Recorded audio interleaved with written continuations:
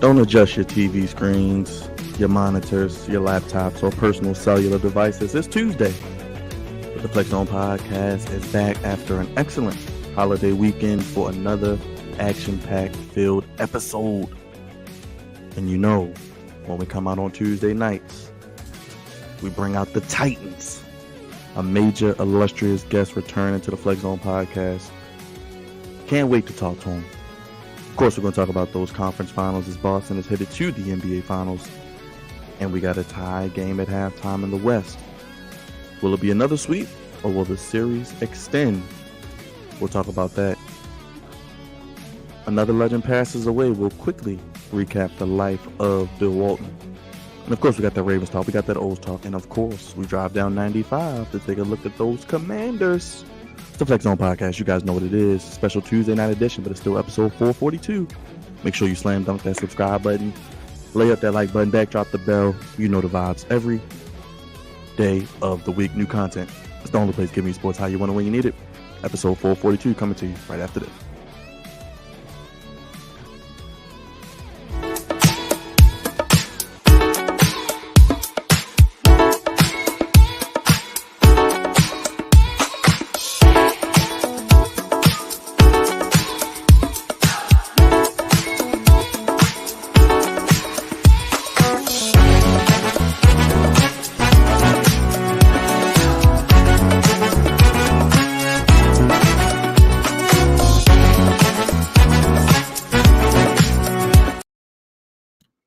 Ooh, more newsworthy than Sexy Red on Dre's TV for NXT.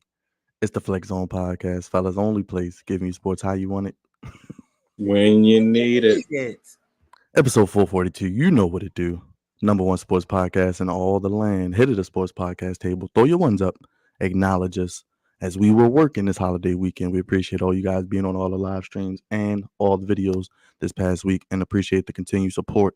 We're here on Tuesday. We're only bringing out the Titans because of it. Another illustrious guest returning back to the Flex Zone, and we can't wait to talk to this brother.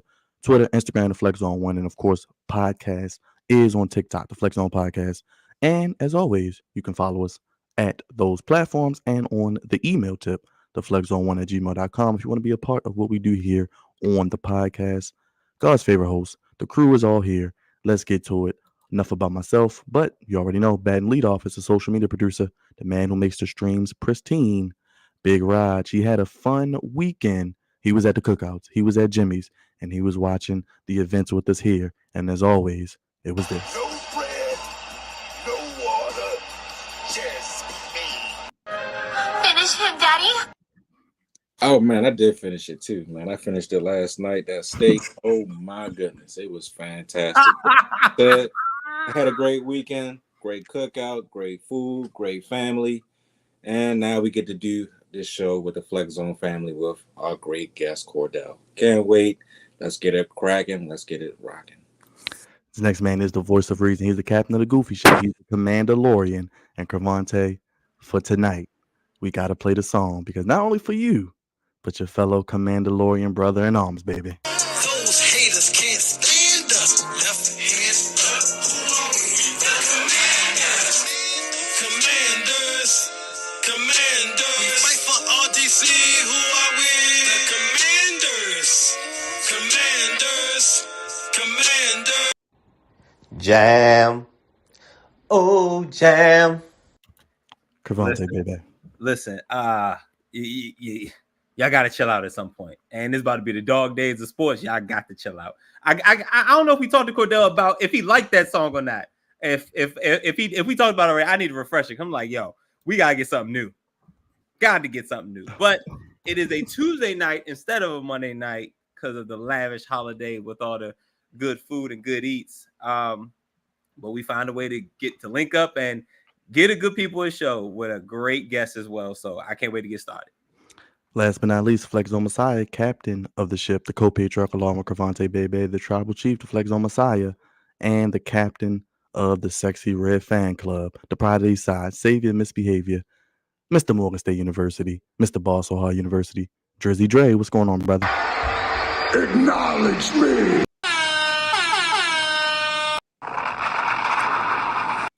Man, you already know the vibes, man.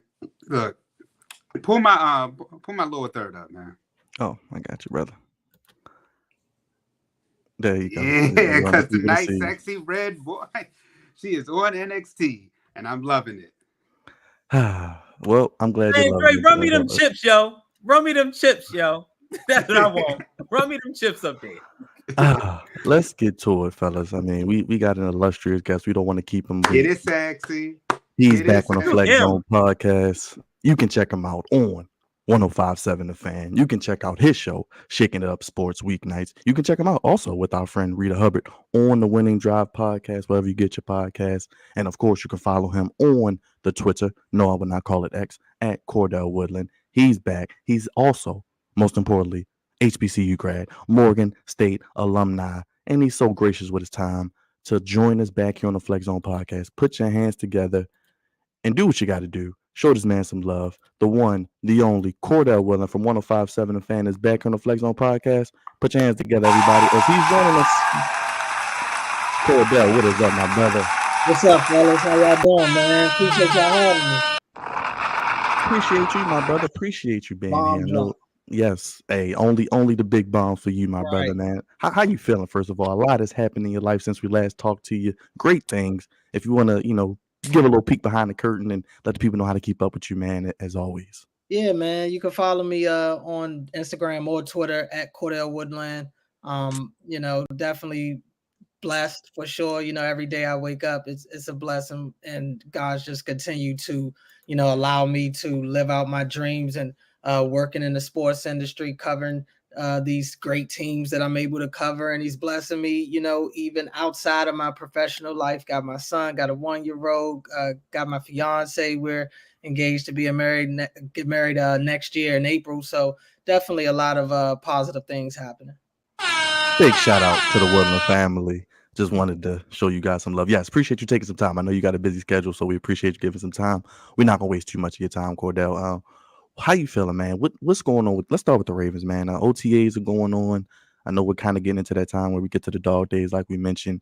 What are your thoughts on the draft? I know we haven't talked to you since the draft, kind of the schedule and what you think about this team. We know they're starting Kansas City, a lot of turnover. But what are your thoughts as you really see the team every day? Yeah, I mean, look, I think the Ravens are, still one of the teams when you talk about contenders in the NFL. I still believe that the Ravens should be mentioned in that category. And that's with me acknowledging, the offseason that they had where they lost more than they gained. You lose, in my opinion, the best defensive coordinator in football in Mike McDonald. That changes things. I mean, this was a Ravens defense that I thought was the best defense in the league. They were a Triple Crown defense this past year, and to lose Mike McDonald, I thought that was something major. And then you combine that with some of the player personnel losses. You lose Patrick Queen, you lose Jadeveon Clowney, who was second on the team in sacks. You lose Ronald Darby, who stepped up big time when Marlon Humphrey went down.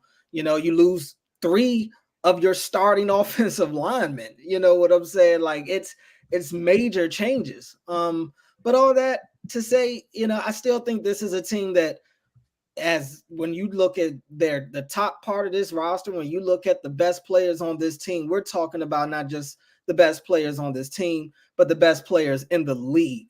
Lamar Jackson now a 2-time MVP, Kyle Hamilton coming off an all-pro year, Roquan Smith, another guy coming off of an all-pro year, one of the best linebackers in football, Justin Madubuike in the middle of that defensive line, who's coming off an all-pro year. So Mark Andrews, all those guys that they have, Zay Flowers on the offensive side, and they signed Derrick Henry. So, I think while the Ravens do have question marks about their team this year, I still think overall, as long as Lamar Jackson is healthy, they always have a shot. How do you do you feel like there's still areas we need to address, because you said we've lost more than we've gained, such as like another wide receiver with Odell Beckham being gone, or Jadeveon Clowney, for example, being gone as like a pass rusher?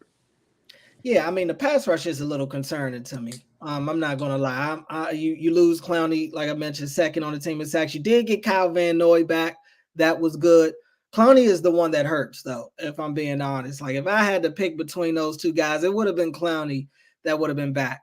But I'm not surprised to see him, go to Carolina. He's a guy that he went through some family issues this past season, and he's from that area, so he wants to be, closer to them. So I fully understand that. But you look at the rate what the Ravens have now in terms of pass rush. Yeah, Justin Madubuike was incredible last year. Double-digit sack guy as an interior pass rusher. You just don't see that very often. But the thing is that it's something that can be duplicated. Like I'm not looking at Justin Madubuike to now all of a sudden be a 13 sack guy a year. I don't think that's realistic. So it's like, what's his floor now? Is 8 sacks, is 8.5, 9 sacks? Is that what we're okay with? Are you okay with 7 sacks? And he's just a guy that, is able to still be that dual threat in terms of stopping the run and still being a pass rusher, but he's paid big time now. So I'm curious to see what the next step is for him. But David Ojabo and Odafe Owe, they worry me. David Ojabo right now, I got to wait and see with him. I mean, I got to at least see that the dude can stay on the field before I start talking about whether or not I can trust that he can play, football. Like, I think he has some game, but even last year, it was kind of a disappointing training camp and preseason for David Ojabo. So I'm curious to see what he looks like when he's finally able to do some of the things. Right now he's not. He's kind of just out there for the most part watching. But in Odafe Owe, same thing with him. He's had injury issues. He's had consistency issues. So it's like I think that there's a possibilities there. And they use, they blitz. Kyle Hamilton comes. They love the nickel blitz as well. Arthur Millette was great at that last year. Their linebackers, Patrick Queen was really good as a blitzer. I think Trenton Simpson, they'll use him similarly in that way, let him play downhill. So it'll be more than just the edge guys. The Ravens led the league in sacks last year, or were one of the top leaders in sacks last year and the year before. So their system allows them to get pressure despite them maybe not having the big name talent on the outside. And how do you feel about wide receiver being that Odell is gone? I long felt like the Ravens wide receiver room could use more. I like Zay. Zay's great. They hit a home run with Zay, clearly. Hopefully he can keep it up, and not only keep it up, but now let's see what the next step is for him in his second year. But Zay could be special on the field, no doubt about it. Rashad Bateman, they seem to be optimistic about Bateman. And I think there are reasons to be optimistic about Bateman. But my issue is I feel like all we ever talk about is, the potential with Rashad Bateman. It's not ever like, we can go to game film and say, yeah, he's open. And sure, he was getting open, but there's something to be said about the fact that his quarterback doesn't trust him, to throw him the ball. He doesn't trust him. He trusted Zay Flowers. He trusted Isaiah Likely. He trusts Mark Andrews. He trusted Nelson Aguilar, who plays less than Rashad Bateman does. So it's something about that connection that just hasn't reached its potential. And hopefully that's something that's a big key for them this year, because if they are able to really get something out of Bateman, we could be having a totally different conversation about this Ravens wide receiver core. And honestly, because of how the Ravens are built, we do have to look at it more in terms of pass catchers as opposed to wide receivers, because the way they utilize their tight ends, what they were able to do with Likely last year when Mark Andrews went down, and even when Mark is healthy, what Mark looks like when he's out there, they have guys, in the tight end room that can put up the type of production that you could get from a receiver.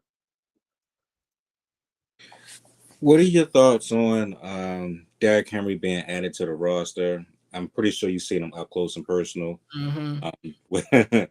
One, how do you think he's going to do this upcoming season? And do you think he's going to make a difference? Although we're already the number one rushing offense in all of football. What are your thoughts? Right.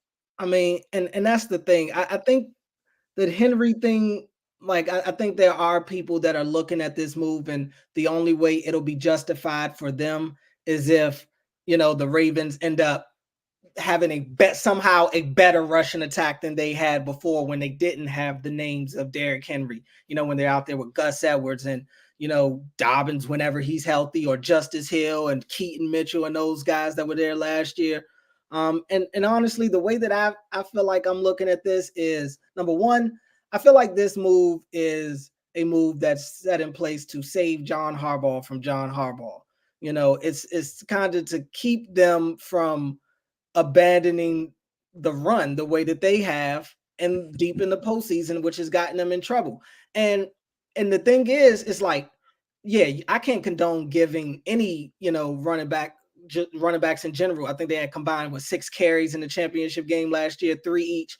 Like you can't condone that, but you definitely can't condone it if it's Derrick Henry. Like Derrick Henry is the type of presence to where, unlike Gus Edwards and them, Derrick Henry can go up to these dudes and say, man, what's up? Like, I need the ball. You got to give me the rock. You got to get me in the game. Gus Edwards and those dudes, not to say that, it's not in their demeanor. It doesn't seem like it from what I know of, like a Gus Edwards and Justice Hill. They seem to kind of just be guys that's like, they going by whatever's called. And that's the case for most guys. But in that situation, you need somebody of that stature that's able to go there and be like, man, you got to get me the rock. So that's number one. Number two, I would also say, I'm not necessarily looking at this that they have to outdo what they've done before. Like, I'm not looking for Derrick Henry to go out there. And honestly, if Derrick Henry finished the season with like 800 yards rushing, something like that, maybe like 9 touchdowns, like, I really wouldn't trip off that. For me, it's all about January. What does it look like in January? They've already led the league in rush, and they've done it all. They've done that. They've shown that they can do it in the regular season, but they haven't shown that rushing attack can be as potent in the postseason. That's what I want to see. I want to see can they use Derrick Henry to wear teams down and beat teams the way that they do in the regular season, and now do it in January. And I would also say Derrick Henry is also there while the rushing attack has been great, the rushing attack has been great because of Lamar. Lamar has led this team in rushing every year as a starter. He's the reason that teams fear the Ravens running back, because I can promise you, if you put Joe Burrow back there, Gus Edwards isn't having the success he's had. Justice Hill's not having the success he's had. I don't know if Keaton Mitchell's having the success he's had. He's an undrafted free agent, but Lamar Jackson changes things when you talk about the rushing game and how defenses have to defend you. So again, as long as he's there, everything will kind of fall into place. But I think Derrick Henry is kind of there to also help take because if Lamar's not having a great rushing game, the Ravens aren't going. You're going to look up and the Ravens probably have like 40 something yards rushing if it's not mostly coming from Lamar. If he doesn't have a great day on the ground, they're not putting up big rushing numbers. So Henry is there to balance that out. And, we'll see how good it works in January, because that's really what matters to me. You mentioned January, and now fast forward to the season opener. The Ravens take on the Kansas City Chiefs, the AFC Championship rematch. How do you feel the Ravens will do in the season opener, or does it even really matter because you're saying that the eyes need to be focused on January as opposed to just the regular season? Yeah, I mean, to be honest with you, I don't think this game means much. Now, I think for fans it will. Obviously, it's fresh. It's the team you lost to in the AFC Championship game, and it's the first team you're seeing to start the year. I mean, it's going to be them getting their rings that night in Kansas City. The Ravens players, they can say what they want. It'll matter to them as well. But ultimately, I think it's a great thing that they're playing the Chiefs week 1, because this game won't hold any weight. It's week 1. The Ravens could lose this game and they could go on and still do great things the rest of the season. Like, it's week 1. There are no expectations for week 1. Of course, you want to see your team start 1-0 without a doubt. Everybody wants to do that, but nobody's themselves week 1. You know, the Chiefs lost to the Lions last year to start the season. So it doesn't make anything. I think it makes it as a more of a less pressure game for the Ravens, as opposed to them getting the Chiefs in week 12.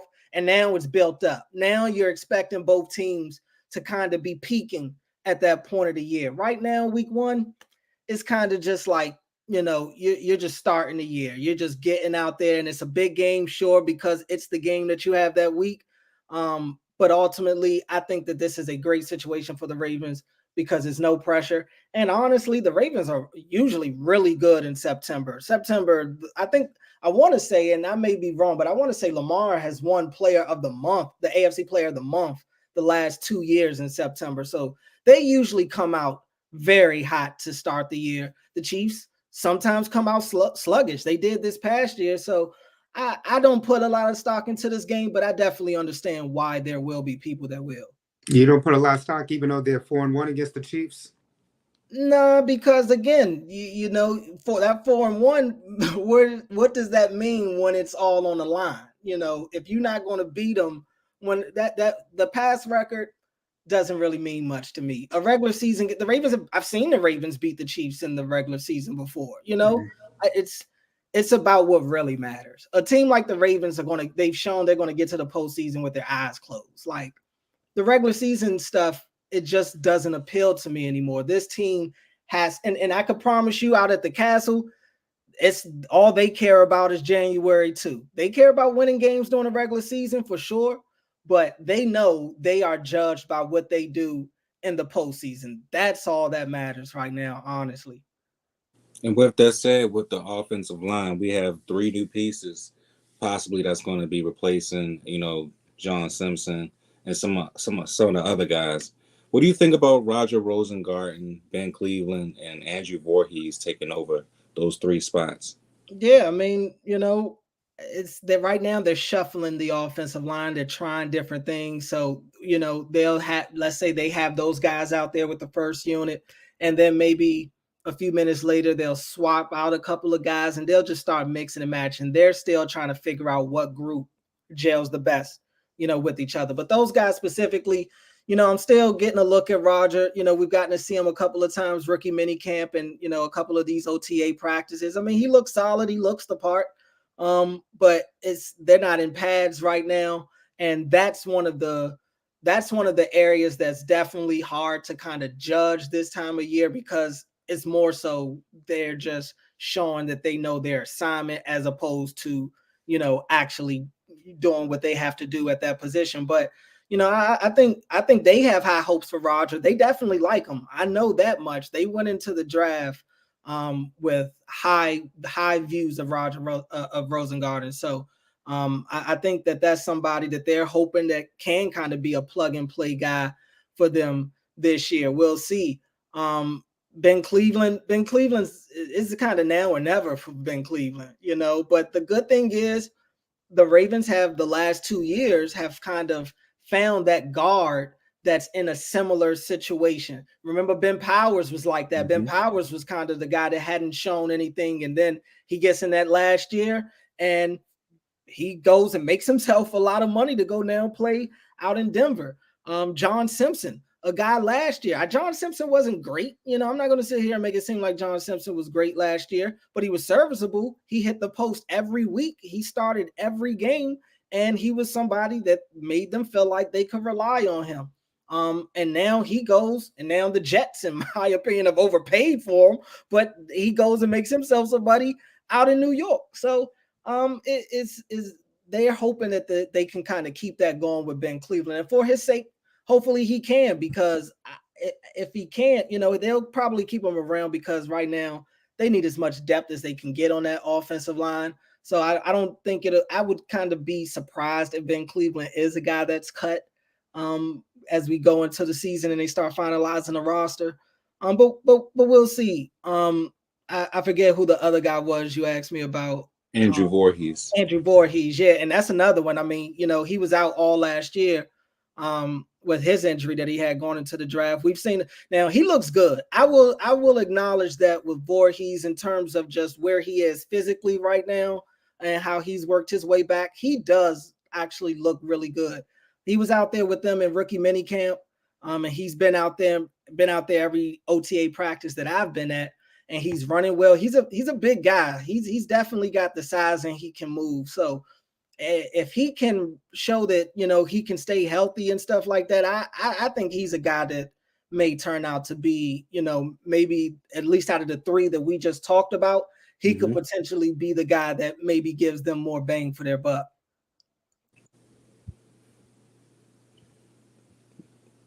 Byron, Trey. I think it's time to switch gears. I was waiting for Cravante to hop in there. I've been patient. Cordell, I've been patient. let my Raven brethren get their lavish questions in and all that. And I was like, okay. Pause. All right, I'm in here. All right, so we'll go down 95 South. So the organization is a complete. We're flipping as we speak. The Josh Harris ownership and Adam Peters leadership is slowly flipping the roster. We had about nine picks. I think at least probably about 8 of them is probably going to make the roster just because we need to fill spots. But I think Adam Peters did a great job at getting a lot of value picks. So I want to dive into our draft selections. Obviously, the nice shiny one is Jaden Daniels, right? So that's him. He's the number one guy in our draft. That's cool. But I want to talk about some of the guys that not everybody knows much about. So I point out 2 guys specifically. Brandon Coleman, we got him in the 3rd round. I've been hearing a lot. Is he going to play guard? Is he going to play tackle? Is he going to be ready to play left tackle? Because it's a whole different animal and a whole different mindset on the professional level. And I think he's serviceable at both. But where do you see him best fitting for the Commanders? Well, I think that they're right now just they're another team that's trying to piece this O-line together. They're looking for athletes and anybody that feels like they can stick and, stay in front of a guy.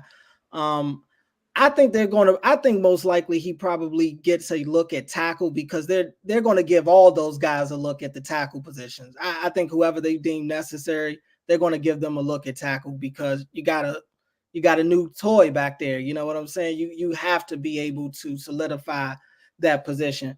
But guard, they signed a guard out of the in free agency this year. I just think right now, and I don't know, I haven't been able to see him. I know he's a big dude. I know he's like 6'4", 300 plus pounds. So he can move, and playing at TCU, you had to do a lot out there. So I trust that the kid's athletic. What he ends up looking like out there, hopefully, is somebody that they can put out there and kind of plug and play. So another guy that we drafted, probably outside of Jaden Daniels, probably my favorite pick, Mike Sanderstill, DB. Just came off a championship with John Harbaugh in Michigan.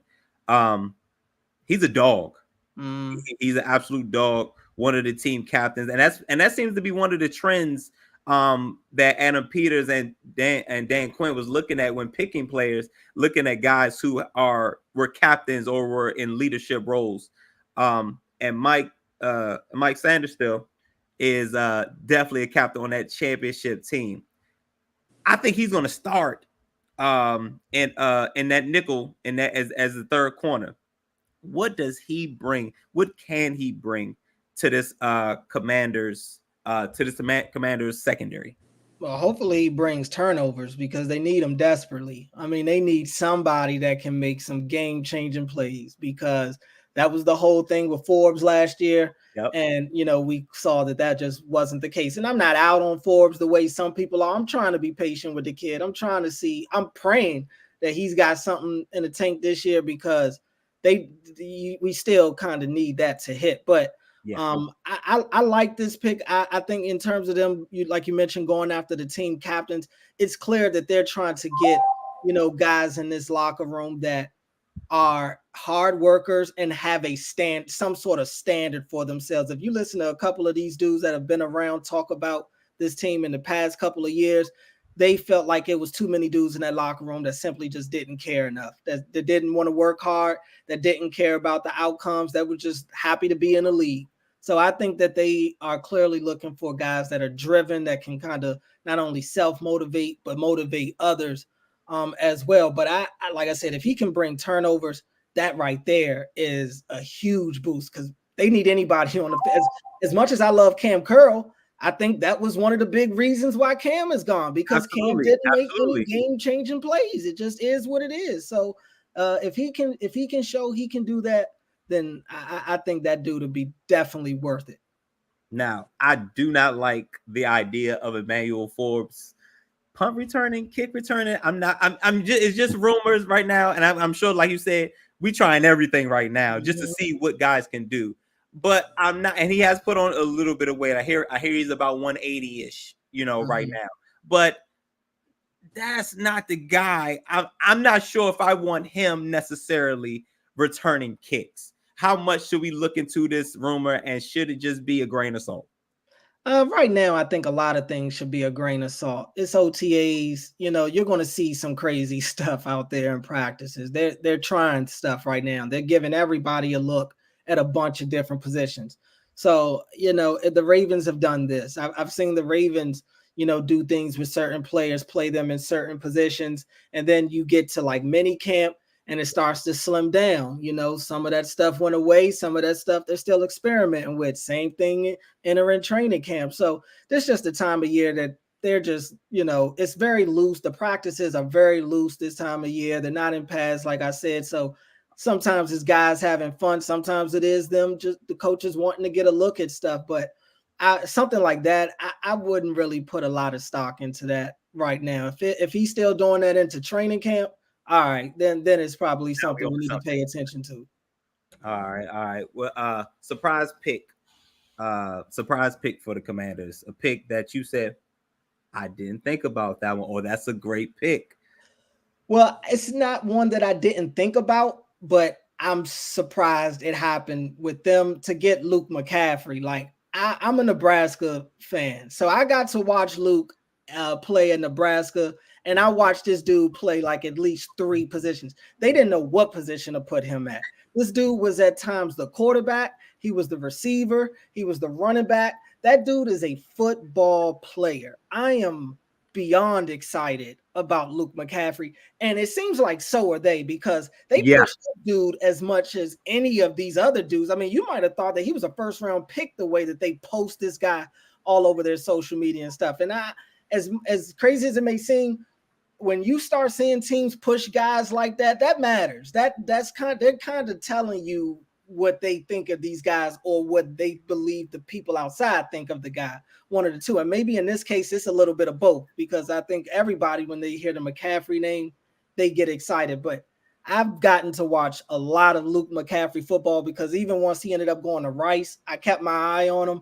This dude can play. He can play. And so Adam Peters, coming from this Kyle Shanahan offense and out in San Francisco, and has seen the creativities and stuff, and you have a guy like Cliff Kingsbury, who is a very creative offensive mind in his own right, they're going to find ways to get this dude the ball. He's the type of guy that if he gets the ball in his hands, he can definitely make some things happen. And that's what I really liked about the draft in terms of the offensive side, the position players that they got.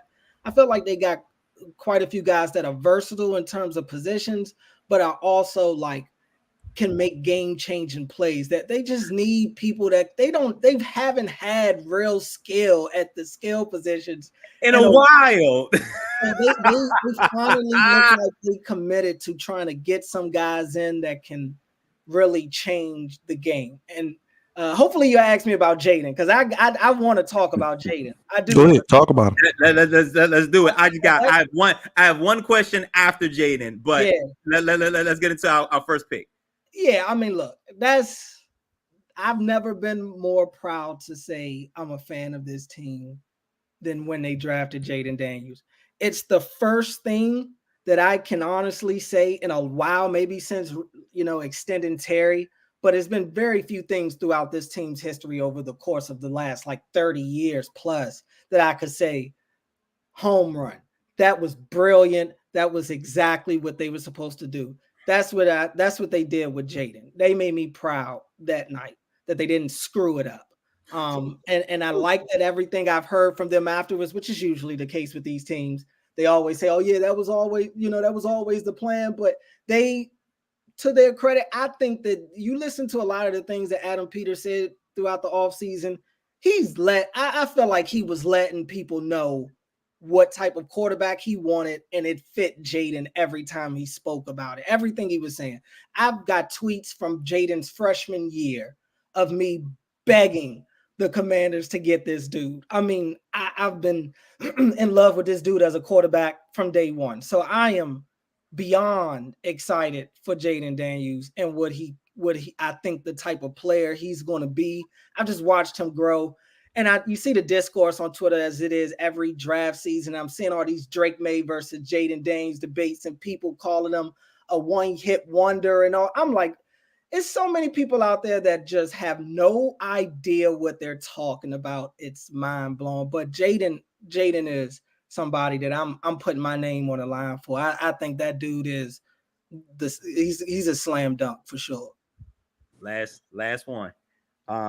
We talk about positions not being great. Well, let me say cores that have not been great for us. Our linebacking core hasn't been much. Has been much to talk about since London Fletcher, Marcus Washington, LeVar Arrington. Guys just don't come around like that anymore. But it has done a 180 with the veteran leadership from Bobby Wagner. We got Louvu coming in. I don't know what's gonna happen with Jamin Davis. We got McGee, the brother out of Temple, in the draft. I'm really excited about this linebacking core. Will we see a difference this year? I hope so. I hope so. It can't get worse. You know what I'm saying? At least Cody Barton ain't out there in coverage no more, man. I mean, at least those days over. David Mayo, God bless him. He tries hard. You know what I'm saying? But I can't watch that no more. And I'm not expecting all-pro Bobby Wagner. You know what I'm saying? I'm not expecting Super Bowl Bobby Wagner. But again, it's just another adult in the room. You know what I'm saying? And he's going to be one of the captains of this defense. And now you combine in terms of like leadership, you combine a guy like a Bobby Wagner with, Jonathan Allen and how he's been, trying to be that leader. But I feel like it's just tough to be a leader in that type of environment with that culture over the years. It's tough. So hopefully now with the new ownership and the new, front office and everything, these guys are rejuvenated. They're hungry again. They feel like they're a pro again. I don't think that team carried themselves as such. So I think that but to your point, to the question, the linebackers, I love Louvu. I think they just got more athletic and they got true linebackers. And while none of these dudes are going to be premier guys, I just think as a unit combined with what they did in the defensive front, I think it'll be okay. In terms of Jamin Davis, I've heard the rumors that they're trying him out outside and seeing what they can. It's time to try something. It's time to try something. It is. Yes, it is. And I've been for a while saying that they need to maybe try putting them on the outside, letting them be a pass rusher, doing something. The dude's one of the fastest linebackers in the league. He can run. So I want to see them just allow him to kind of play downhill more, just simplify it for him. Whatever it takes to get the most out of him, you got to do it because at this point, they haven't gotten much of anything from Jamin Davis. Let me squeeze in a question about Washington, well, all the Washington teams. How ecstatic are you that the Washington teams are here to stay instead of moving to Virginia? Yeah, I think it's cool. I don't want any of these teams to go to Virginia. Now, look, I'm not a Wizards fan, but at the same time, I like the Caps, and I don't want Virginia. It's just one thing. It's going to be one thing after another, and it's always been these rumors of some of these DC teams going to Virginia. The Commanders have been dealing with that same thing. So I'm glad that the teams are staying in the district. Is where they're supposed to be, in my opinion. I just think the teams in the district just need to get better. All of them. All of them. I mean, the Caps had their time. The Caps got some older veterans. I get it. The Wizards, I mean, they're just an unserious franchise. They're just unserious. They're the most unserious team, I would say, maybe in sports. Honestly, I just don't think the Wizards matter in the grand scheme of things when you talk to sports fans. No Wizards conversation comes up. I just don't think it does. And that's because they're irrelevant. They're just always irrelevant. So we'll see if that changes for them. Of course, they end up getting the second pick, and one is going to be one of the worst classes. It might be you, Cordell. You might be the second pick, man, of this draft. At this point, I might give them more bang for their buck. You know what I'm saying? And the Nationals, again, another rebuilding team, but I like the direction they're going. We'll see with the Commanders. But in general, the DC team's got to be better. As a whole, the Mystics, oh my God, I don't even want to upset people. I don't know what's up with them. Angel sitting right there, just right there. And they didn't I do don't it. know what's up with them. I don't know. Angel's coming there Thursday, and then Caitlin Clark to follow. So that's back to back. And they're playing what's funny about that is that they're moving to the Capital One Arena for those games. But the thing is, like, what would have happened if you drafted Angel? Would you not, in theory, be playing almost every game in that arena? I just don't know what they were doing, even just from a marketing standpoint. It just made too much sense. And bad organizations make bad decisions. That's just what it is. I've learned over time that, while these people that get these front office jobs, I don't want to disrespect all of these guys or any of them for that matter. Like, it's a tough gig. It's tough to get in that spot. But I don't make the mistake of thinking that everybody that's in these spots knows what they're doing. It's people that's in jobs that, that they have no business in all over the world. It's no different in sports. It's no different in managing these teams. We see it. We see how some of these teams have been driven into the ground. So it's, like I said, bad organizations make bad decisions. And I think that's kind of been the thing that's plaguing these DC teams the most. All right, Cordell, we know you got to go. Go ahead, Drake. Go ahead. Finish it. I want to squeeze in a two-part question for you. Let me ask you, how do you feel about the NCAA football, the NCAA settlement that happened and Reggie Bush getting his Heisman Trophy back? When you talk about the settlement, you talking about the game being able to come back? Paying college athletes finally. Yeah. I mean, I've always longed for college athletes to get paid. I have no issue with that whatsoever. I mean, it is the wild, wild west right now, but it's, and maybe towards the athletes, they felt like for years that they weren't getting what they deserved. So now, it is out of control. NIL stuff is out of control right now. The college game I don't like the state of the college game. I will say that. It's just the traditions and everything, the love that I thought that the natural love that came with just watching college football and stuff like that and basketball. It's not as strong for me as it used to be.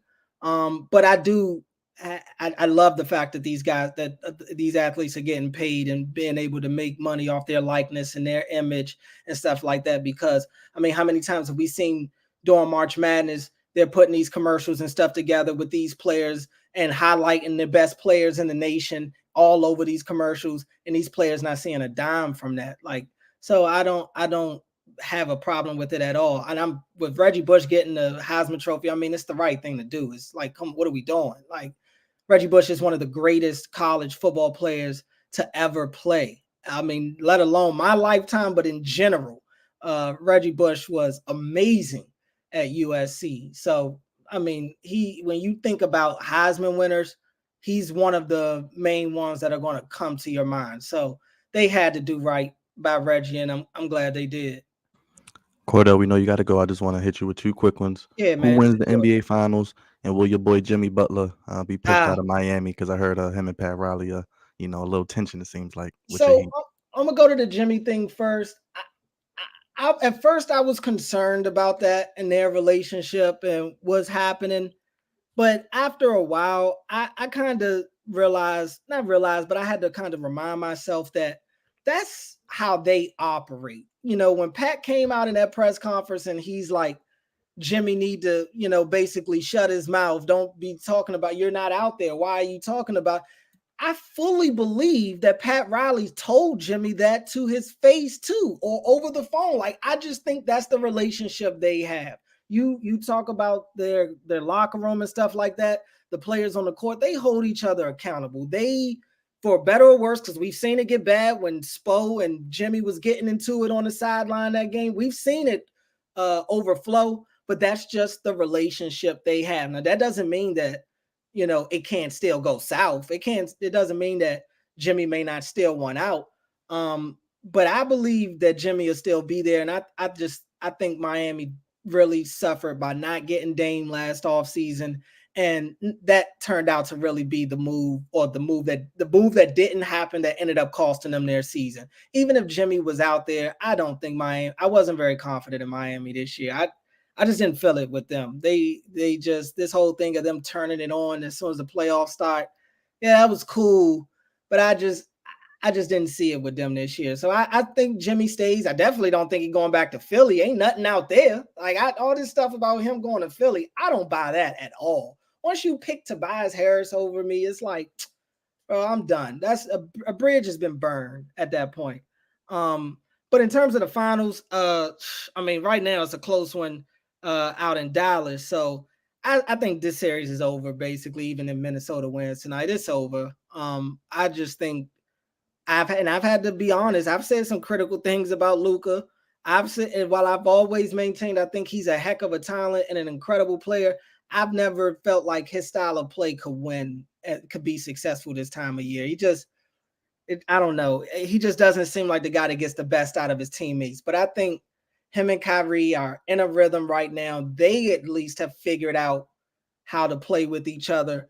And they're just hot right now. And I will say, when Luka gets hot, in the league right now, there ain't another player that I'm probably more scared of when they catch fire than Luka Doncic. Maybe Steph still at this stage, because I feel like he could still go off, but Luka goes into a different stratosphere. And Kyrie is also being very aggressive offensively in this series. So if they're going to play like this, I think they beat Boston. I just don't think very highly of Boston. I don't know. The East is to the East, and Boston, despite it all, Indiana did not want to win games in this series, despite being the better team for 46 minutes. Like, they don't want to win these games. So I don't have a lot of faith in Boston. I think they're a solid team. Them and Dallas will be a good matchup. But I think Dallas probably wins that series in 6 right now, if I had to guess. Yeah, I've been saying that whoever comes out of the West, I feel like was going to win, whether it was the Timberwolves or the Mavs. Boston just seems like they've just breezed through everybody, both in the regular season and in the playoffs, and they just don't seem battle tested. And it's also still that dynamic of, is it Brown's team, is it Tatum's team? And Tatum should be the guy, but he doesn't seem like he wants to take that mantle of being both the face of the league and the face of the Celtics. So while they still have that uniffiness about them, I don't think that Boston will win until they figure that leadership role out. I agree. I've been saying for a while, they can't figure out who their best player is. And I think, Jaylen Brown looked like their best player in this series. But Tatum on any given night could be the best. I still think, for my money, I'd still say Tatum, I think, is the best player on that team, but he doesn't always play like it. You know what I'm saying? And they have the luxury of having two guys like that. And then when Porzingis coming back will change things. They're a different thing. They're a totally different team when Porzingis is out there. I will acknowledge that. So that's something you got to worry about in the finals. What does he look like, and how sustainable is he? Because he's had major injury concerns throughout his career as well. So even if he comes back, how confident are you that he'll be able to play at the level you need to play at in the finals and still come out healthy? One super quick question. Mm-hmm. Drake or Kendrick? Yeah. It's crazy. I'm a fan of both of them, honestly. Like, I've been listening to Drake before he was even on the Young Money stuff. Like, he was repping ATF and doing mixtapes with like Trey Songz and all of them back then. Like, I was listening to him back then. But I'm also like, Kendrick is my guy as well. Cole is my guy too. And I'm glad Cole got out when he did, to be honest with you. But Kendrick won that. I mean, Kendrick was just, I knew lyrically Drake wouldn't be able to mess with Kendrick is just different. He different with it. He's just too creative. And I think Drake has bars. Drake could definitely spit, but Kendrick is, he's mentally like, I don't think Drake was ready for the mental game that Kendrick was ready to play. And I think Kendrick blitzed him, with all the records that he was dropping. And that's the knock on Kendrick, is that he don't drop no music. He dropped like once every 2 years or something. And so when he just starts putting out 5 songs in like 2 days, Drake like, all right, what, like, I got nothing now. You got me. Cordell, how can the people keep up with you and what you got going on with Shaking It Up Sports, Winning Drive, and all your other endeavors as well? Yeah, you can follow me at Cordell Woodland on social media. Still got Shaking It Up Sports on 105.7 The Fan on weeknights. I still do the Orioles and Ravens, so this is kind of the busy time for me. So right now I'm kind of in more reporter mode as opposed to like on air the last couple of weeks. But I'll be definitely back on probably next week or so. We'll see. The Winning Drive podcast, we actually don't do that one anymore. Me and Rita, unfortunately, we announced that recently, not too long ago. So it's still fresh, but definitely have fun doing it with Odyssey and everything. Me and Rita, we still on the same page. That ain't never gonna change. But the podcast itself, we don't do that podcast anymore. But you could definitely find me on 105.7 The Fan talking a lot of Orioles and Ravens. Yes, sir. Definitely got to have you back to talk about the Orioles, man. Definitely. Yeah, they need to make a move, Cordell. I'm gonna leave it there. They need to make a move though, and that yeah, they might need to make a couple. They might need to make a couple of moves for sure. Yeah, it was tough tonight. I saw you tweeting, Cordell, but we appreciate you, brother. We're gonna have you back, and send love to the family, man, and keep up the great work. We always appreciate you having me. Congratulations. Appreciate y'all, man. Give it up for Cordell, everybody. One more time. Cordell. Appreciate Cordell Woodland, taking it up. Yes, sir. Thank you, Cordell. Yeah. Big ups to Cordell one more time. Yet again here on the Flex Down Podcast. As we see great with the fireworks. Let's get into this NBA stuff, but real quick, I'm gonna step away. But you guys want to talk about Bill Walton, Dre?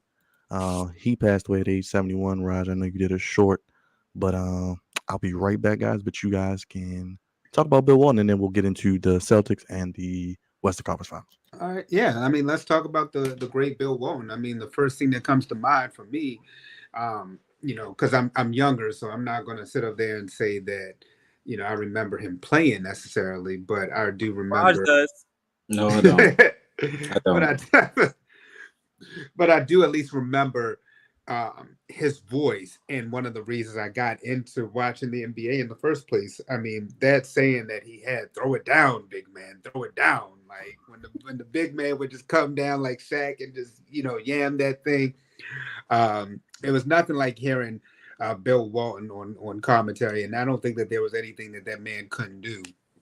Whether it was talking about the game of basketball or even playing the game of basketball.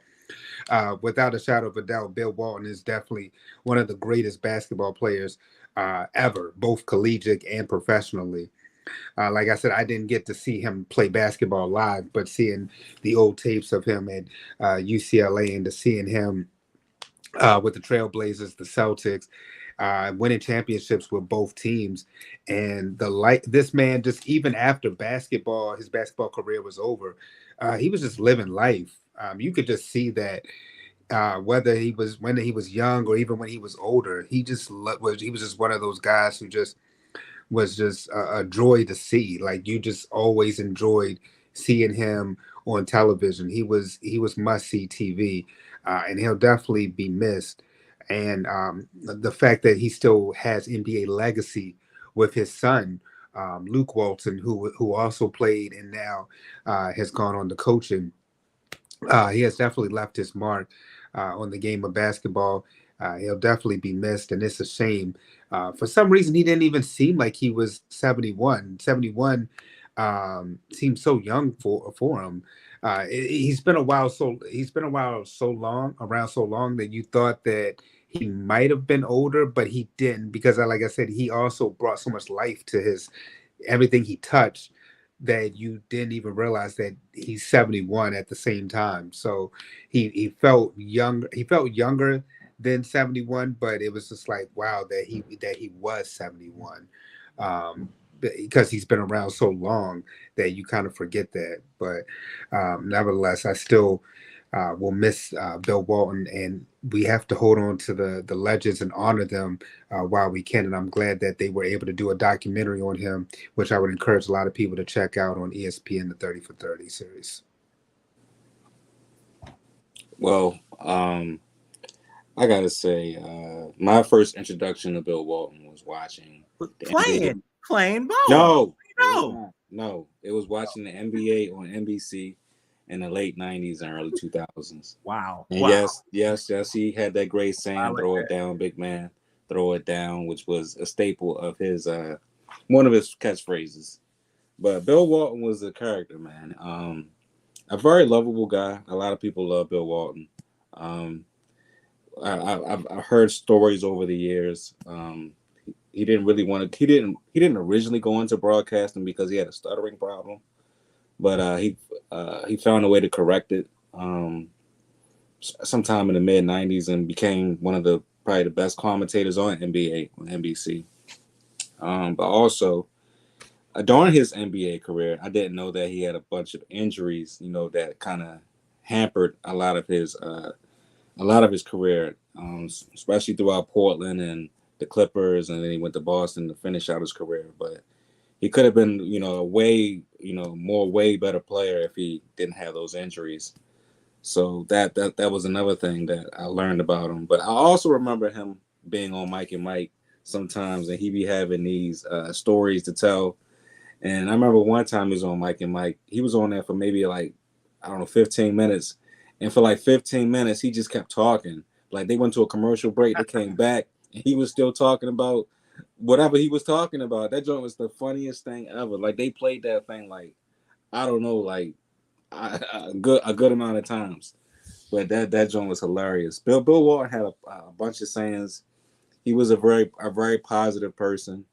Yeah, he had his quarrels with Shaq and a couple of other players every now and again, but I don't think he really meant any harm. But he's always he was always a nice guy at the end of the day, and it just sucks that he's gone, because he would when I would see him, he'd be on ESPN during the Pac-10 or Pac-12 game or whatever, and sometimes he have his shirt off, sometimes he has a tie-dye shirt on. I'm like, what in the world is Bill Walton doing? But he was being Bill Walton pretty much. So, yeah, man, it sucks that a guy like him is gone because we need more people like Bill Walton who are positive and who are positive and encourage the younger generation to do things that the correct way.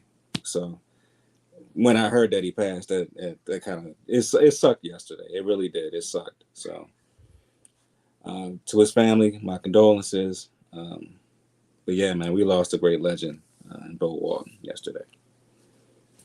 I just want to reiterate the phrase that we've been saying for quite some time now.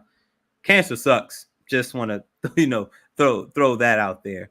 But Bill Walton, it's not many people probably outside of Shaq that have anything negative really to say about him, man. From his playing days to his broadcast days, he was always smiling. He was always, like you said, Rod, positive. He was always upbeat, and that is, and he was genuinely that. And those are people you want to be around and you want to surround yourself with. And it doesn't feel like when you're working with them, it doesn't feel like work. It feels like they're having a good time. And just like you guys, I came across Bill Walton while he was already in the booth. His playing days was, long gone by the time my eyes hit the TV. And he reminds me of those guys who I always remember talking about the game. He reminds me of like the Stuart Scotts.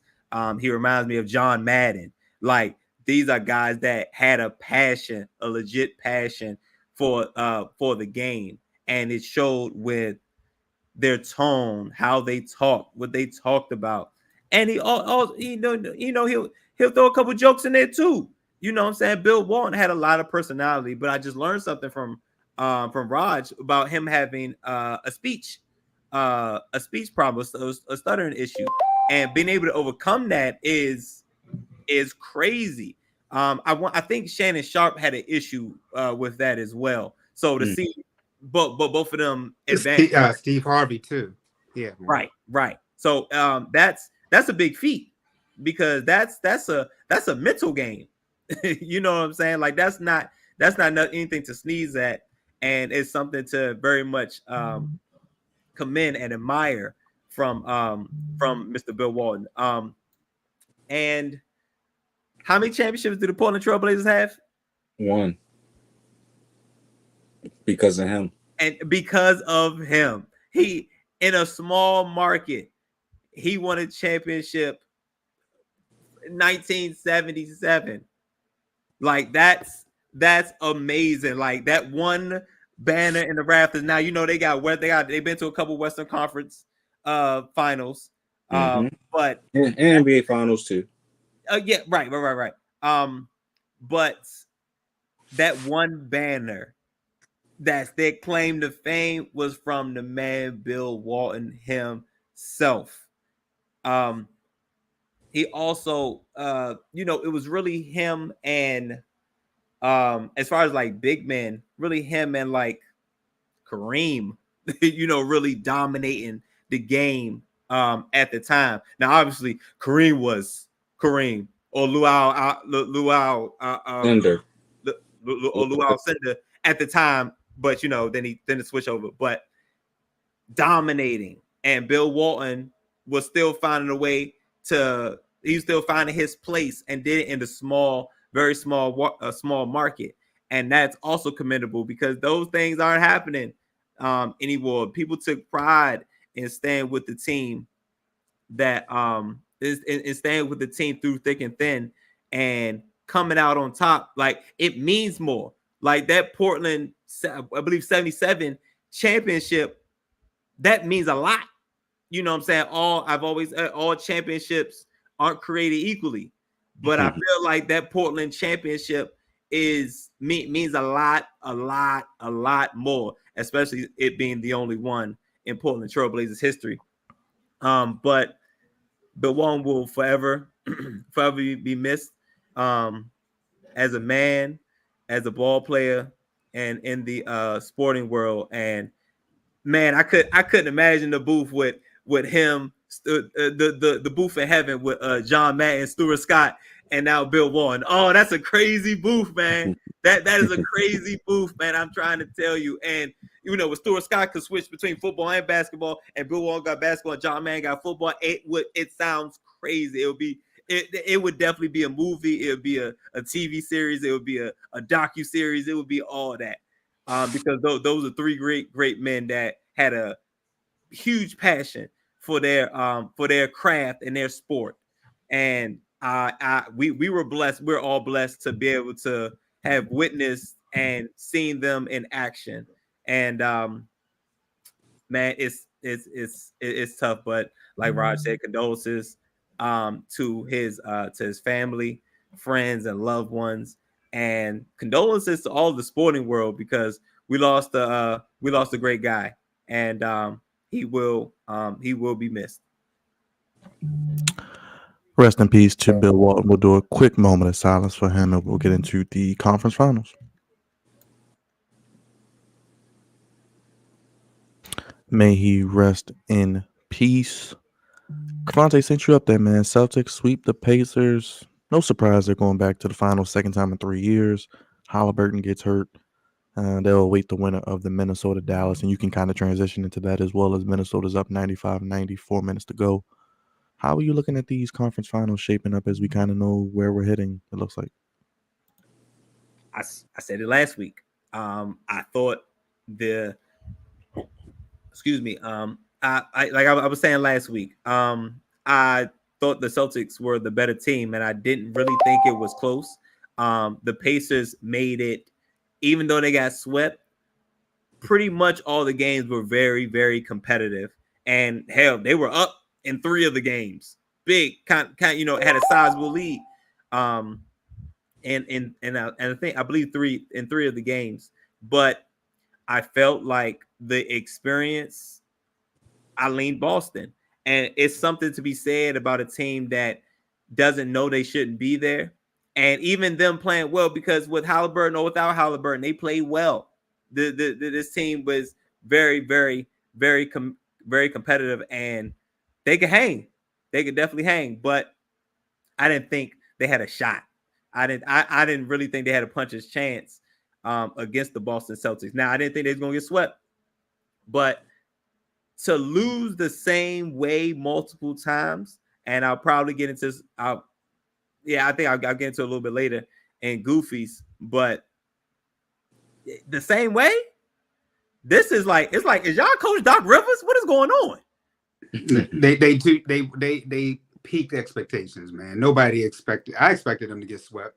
I didn't expect them to make this a 6 or 7 game series. I was like they had a chance, but I didn't figure they would really do much. Boston's just been dominating the East all year, and when you have over multiple games when you win over 20 points, yeah, I knew that they had no chance in hell. It was Boston's to lose this year.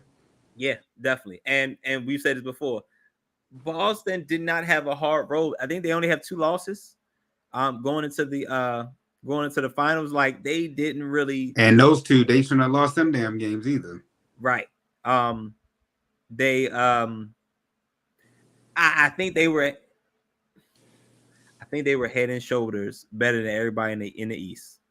And I think that goes without saying. So them to be here, like you said, this was for them to lose. If they'd have lost, it'd have been on them because, like I said last week, they're head and shoulders the better team. I thought it was gonna be 5 games. And hell, the Pacers had 3 chances to get 1, and they legit lost the same exact way, which is beyond me. Matter of fact, who's that? Who's that coach? Rick Carlisle. Carlisle. I expect better from him. I definitely expect better from Carlisle. But he showed his best Doc Rivers impression, and I couldn't tell the difference. But the Celtics are exactly where I thought they would be. Go ahead, Raj. I don't got much to say about this. It was a sweep. Indiana Pacers was in every game. Last 2 games they missed Halliburton. I mean, does he make a difference? Of course, because like I said, it was in every game. I think it was a total of 27 points throughout all 4 games. That was the combined points that they really lost by. So it sucks. That it was a sweep, but I mean, hopefully Minnesota can find a way to pull this game out so they won't get swept. But yeah, man, Boston's going to the finals. I expect Porzingis to play game 1 because he should have 10 days off, I think, or whatever, or close to that. So yeah, man. Indiana, they did what they were supposed to do. They got to the conference finals because New York was hurt most of it, and Halliburton ended up getting hurt, and then Boston just took advantage of it, and it is what it is. Go ahead, Trey. And then Dre, you can go on and touch on the West too when you're done. Oh, I was saying I didn't have much expectations out of the Celtics and Pacers. I figured that the Pacers had a chance, like I said, but I didn't expect anything because I knew that Boston just had it this year. It was just Boston to lose, so we called it the Invitational. It was the Boston Invitational. Now the one I didn't expect was for the Timberwolves to be down 3-0. It looks like tonight they may pull it off, but then again, we don't know because the Timberwolves have been in these games, and then next thing you know, the best closers, the closer combination in Kyrie and Luka have just been doing their thing. Ant-Man, we knew Ant-Man would show up and do his thing, but Cat and Gobert there's always the question marks.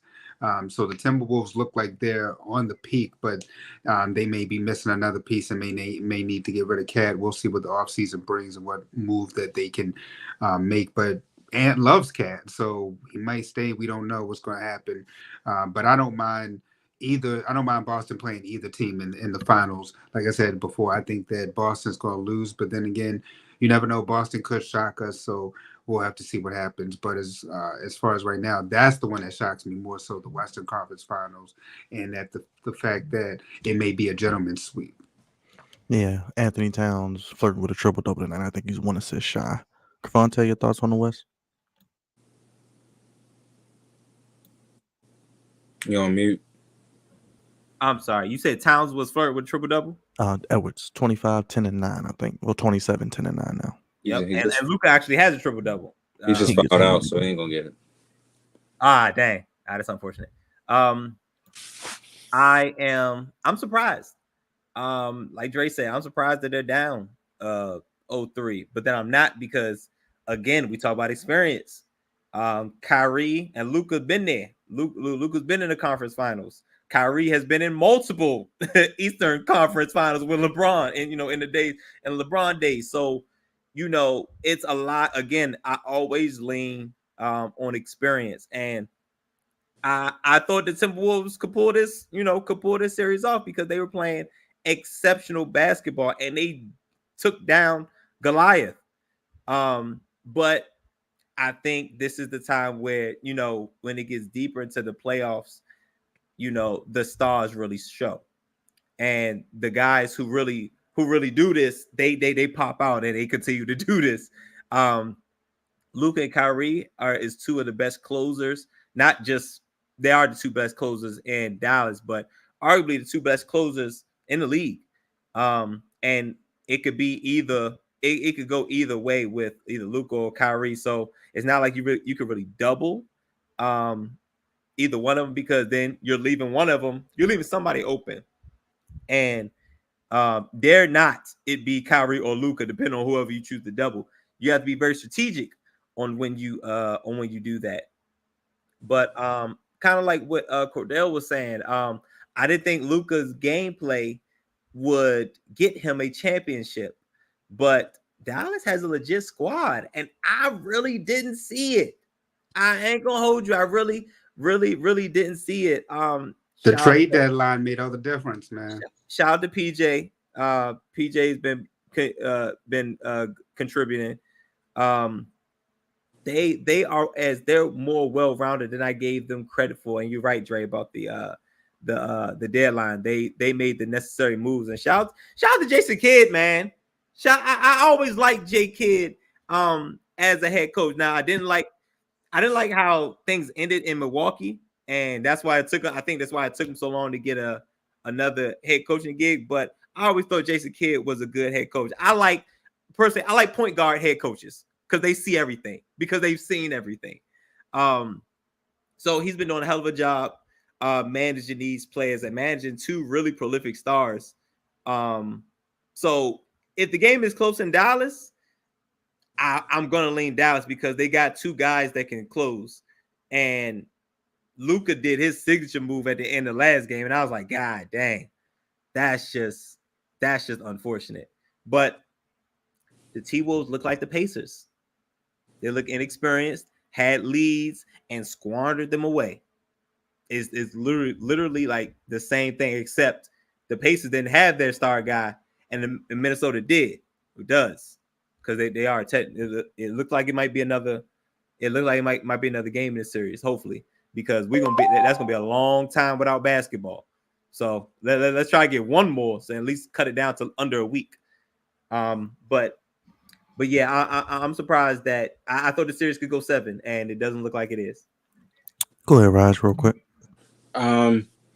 This series is over with. I mean, even Minnesota does win tonight. I mean, like Cavante said, the experience that Dallas has, Kyrie and Luka, being in this situation before, is coming, coming ahead. PJ Washington is making a difference. Daniel Gafford, of all people, former Wizard, is playing his ass off right now. you can make this. Come on now, say it with me. Everybody beats the Wiz. Rod, it shows you, man. Sometimes you can be with a sorry team, but you get the right person with the right piece, man, and things will flourish, man. Yeah, either way, it is what it is. Anthony Edwards is probably a year or two away from being the next somebody, but he ain't there yet. But it's okay. It's okay. This is his first taste of the apple, so he'll learn from it. But hopefully, like I said, Minnesota pulls this out. They don't get swept. We have another game. But either way, the series is over with. Congrats to Dallas and ahead of time, because I'm pretty sure the next time we do the show, it'll be Boston versus Dallas in the NBA Finals preview. So either way, it is what it is. I am happy for Luka and Kyrie to get to the NBA Finals. I never thought they would go to the NBA Finals, but they're going to go to the NBA Finals. So that is it. Cavante, you ready to get goofy, brother? Oh, let's do it. Time for Cavante's Goofies of the Week. Of course. Something wrong here.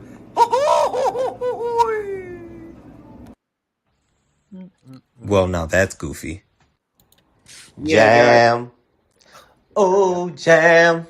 I forgot about that one. Stupid. Just stupid. I like it. I gotta remember it's all those now. Shout out to Byron for putting that together. Welcome, good people, to Goofies of the Week, sponsored by the Flex Zone. Appreciate you guys for giving me a little bit of time to let me tell the good people what I thought was goofy this particular week. And it's a lot. It's a lot to choose from. On the field, off the field, on the court, off the court. So I alluded to one earlier, and I will eventually get back to it. But one in particular that Dre sent me. See if I can pull it up. Well, he actually put it in our group chat. Why? Oh, well. So before I get to that, wait, Dre, wait. Before I get into that, y'all know I deal with goofiness, so I deal with goofiness in general. What I've noticed is that all of my goofies, I was dealing with high and lows, but all my goofies were pretty much high, and it's kind of hard to find low ones. So I'm just doing goofies in general, and no matter the egregious level, it could get talked about. But there was one that Dre sent with a brother just out here lying, I think. It was a clip. I want to say it was TNT and Cat Williams. I'm not Cat Williams. Cat was talking about he shoots what 1,500 shots in a night or something like that. Yes. I don't know. We lying. Cabin. It wasn't that long into the clip. It was probably the first 45 seconds into the clip where I believe he was at a press conference, and he was talking about his confidence level and all that, and how he shoots 1,500 shots a game. I mean, shots a night, day, whatever. And I just feel like that's cap, and I feel like there's no reason. And I feel like there's no reason to cap. You ain't got the lie, Craig. You ain't got the lie. What was it? Was it last game we shot 4 of 1,000 from the field?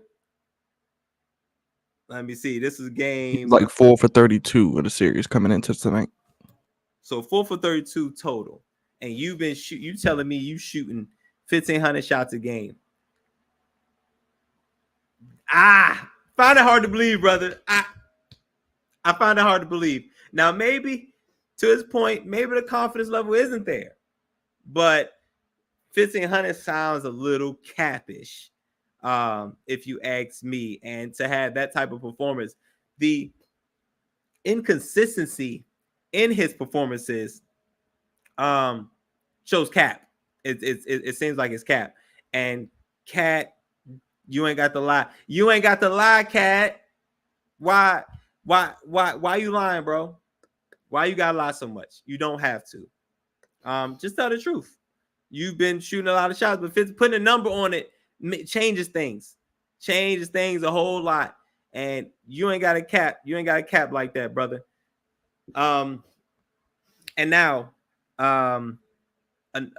leading into my next one. I am disappointed in, how do I say? I am disappointed in these conference finals. I feel like last last round, the semis, was a way better watch. Way better watch than what we're getting now. And I thought the matchups would be better. Well, at least in the West. Like I said before, Boston was pretty much head and shoulders above everybody else in the East. And again, Dre, where you at? Try to tell Shane. Try to tell him. try to tell him he was gonna be all right. Try to tell him that. But oh, that goofiness. Try to tell him he was gonna be all right. And look, back in the championship, go figure. Drew Holiday did the same thing for Milwaukee. They swapped out Bledsoe. What was it? Swapped out Bledsoe, and they go to the championship and win. Go biggest mistake that Milwaukee could have made, man, in that trade. If they kept Dame and Drew, then they would have been just fine. But when they got Drew out of there, I was like, yeah, this is a mistake, bro. Y'all should have got Middleton up out of there. I was like, Drew Holiday shouldn't go because he could go the best team's ball handler. Well, at least ball handler the guard because he's a little small. But guys who defend the perimeter well is hard to come by. So you don't let those guys go to boost your offense. But whatever. Doc Rivers there, so you know where that's going to go. But the West, I'm really disappointed. I'm disappointed overall in the conference finals, but I'm really disappointed in the West because I thought I thought he took the next step. And I guess he did in a sense take the next step because Minnesota hasn't been in the conference finals since Kevin Garnett, and that was some time ago. And that's nothing to sneeze at. He's bringing this organization out of the dumps it's been in for quite some time and competing in the Wild Wild West. So that is good. And I do think he's taking the next step, but I felt like I thought the tougher opponent was Denver. And for them to take down Goliath, I thought, shoot, I think I'm not saying they're going to destroy Dallas because I thought it was going to go 7 games. And the way Dallas is just finding a way to close, keyword close, because throughout a couple of them games, Minnesota was up. And they lost a couple of them games in a heartbreaking fashion. Like Luka, Kyrie went off in the first, and I think this is one thing that the good brother Anthony Edwards will learn. He's still young. So unfortunately, he's learned this lesson the hard way. Don't poke the bear. Don't poke the bear. Because then we get Kyrie getting 30 points in the first half. Yeah, that's what happens. Don't poke the bear. And again, he's 22. He living life. He living lavish. He playing the game that he loves. And listen, bro, don't put no fuel on none of these people's fires, yo. Don't do it because they will show you why they here too. They making a lot of money. They making the same type of money. You know what I'm saying? So they out here, they hoopers too, especially Kyrie of all people, saying that he gonna take on that defensive assignment. If I was who's the coach over there? Chris Finch. If I was Finch, I'd be like, boy, no, you not. No, you not. Or at least after a quarter, no, you not. Absolutely not. But again, had to eat those words, and Dallas really and truthfully never looked back. Kyrie had that 30-point first half, and then Luka took over in the second half. That's the crazy thing about having 2 elite scorers on the court, that they can go back and forth. So he'll learn that lesson the hard way. But for them take that, like I said, they look like the Pacers with the inexperience. But I thought this would happen to them against the Nuggets. So it didn't. So I was like, okay, they may be the exception to the rule. But no, it comes in the conference finals with the experience and the lack of being able to close out elite level teams with elite level scoring. And them to be down 0-3 is very, very disappointing, especially the first 2 games being at day crib. Very, very disappointing. And I I want better for TV. I thought it was gonna be better, but it seemed like the best conference. I mean, the best round so far was the semis.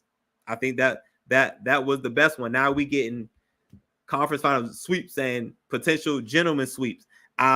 This isn't good for TV, and that's why I think that's why they ended the Pacers series so fast, because like this ain't good for TV. You know what I'm saying? Just go ahead and wrap that thing up. Yeah. It's just not good for TV. But I thought the Mavs and T-Wolves was going to be TV, was going to be must-see TV, and it's just it's not how the kids say, it's not giving what it was supposed to give. And it looks like Ant is getting a piece of humble pie. And I've been on record saying this: Gobert is not playable. I don't think Gobert. I don't think Rudy Gobert is playable. I do not think he's playable. He is a absolute liability on the court when you have a team that can space as well as Dallas and score as well as Dallas.